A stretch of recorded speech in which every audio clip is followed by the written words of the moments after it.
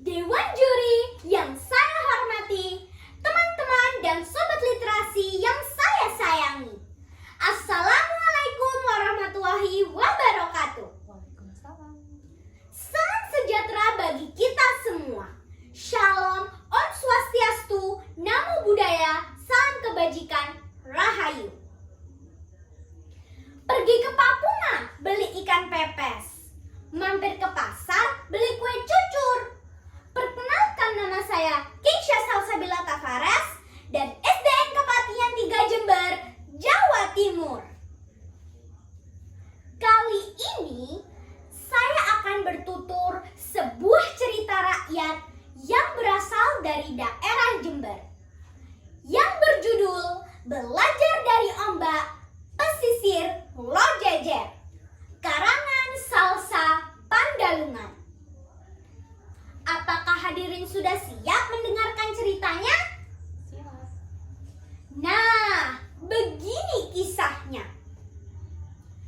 Di sebuah dusun kecil di pesisir pantai Lojejer, tinggallah Ibu Tuna yang tangguh bersama 2 orang putranya, Biru dan Samudra. Biru selalu berprestasi, sementara Samudra mengalami cacat fisik. Tangan dan kakinya pendek sebelah. Meski begitu, mereka diajarkan untuk tidak hidup bermalas-malasan. Siang itu, matahari bersinar sangat terik.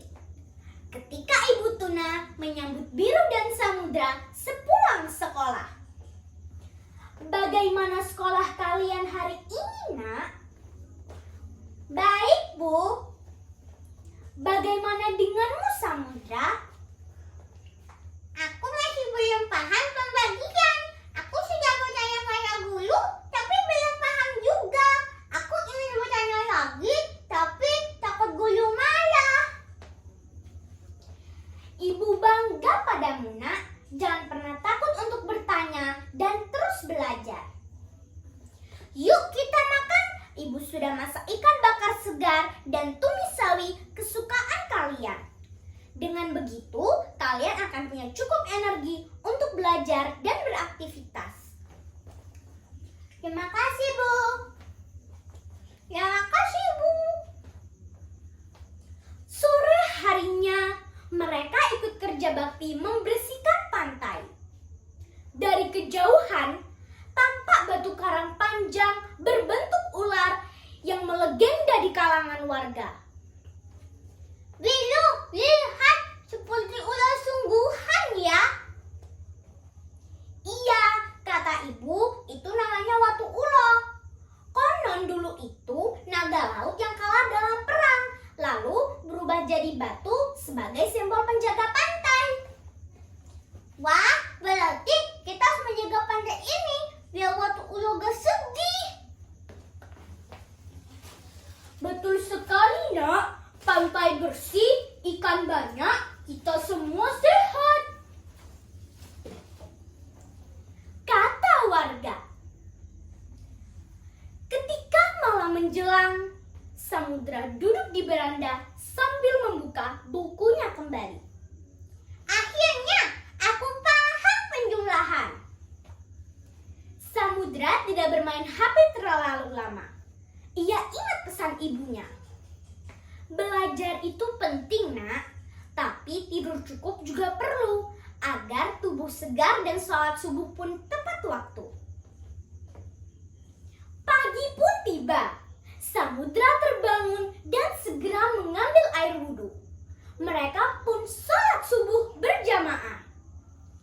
Bagi Samudra, pagi yang baik selalu dimulai dengan beribadah dan berolahraga bersama keluarga.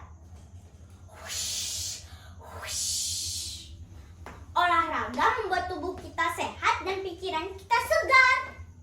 Iya, betul. Saat ujian pun tiba, Samudra mendapat nilai terendah di kelasnya. Ia mulai meragukan kemampuannya. Ia tidak menyerah, tetap belajar, tapi belum paham juga. Akhirnya ia bertanya pada kepada Joko, temannya yang cerdas. Namun, tetap bingung. Merasa kecewa, begitu bel sekolah selesai, Samudra menemui gurunya. Ada keperluan apa, Nak? Saya minta izin untuk tidak sekolah beberapa hari, Pak. Saya sadar saya mulai terlambat.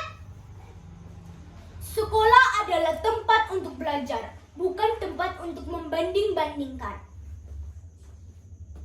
Tidak, Pak. Saya tetap izin tidak sekolah. Samudra pun pulang menyusuri pantai sendirian.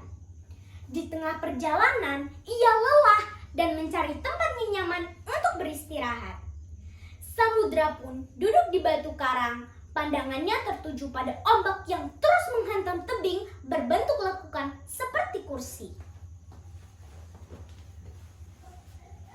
Padahal dulu tidak seperti itu. Subhanallah, kalau karang saja bisa berubah karena hempasan ombak, apalagi otakku yang lentur.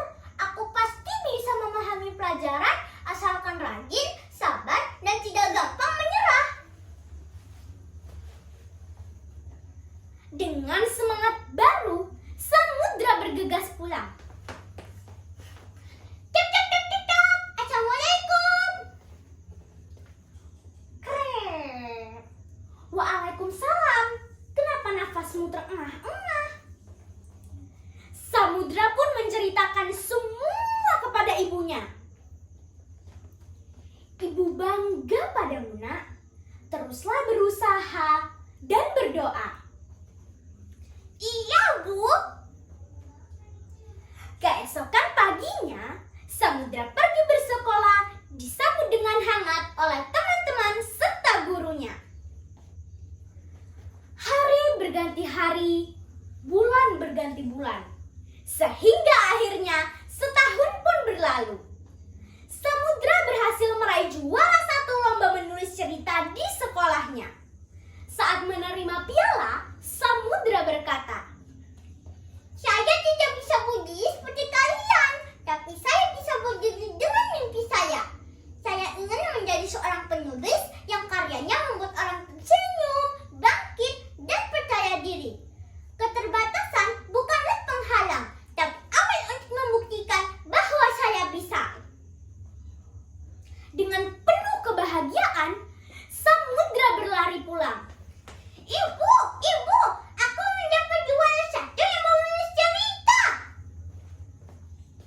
Ibu bangga padamu, Nak, bukan karena pialanya, tapi karena kamu yang tak pernah menyerah. Samudra dan biru saling tersenyum. Mereka tahu jalan tak selalu mudah, tapi 7 kebiasaan baik, bangun pagi, beribadah, berolahraga, makan bergizi, gemar belajar, bermasyarakat, dan tidur cukup telah menuntun mereka menjadi anak Indonesia hebat.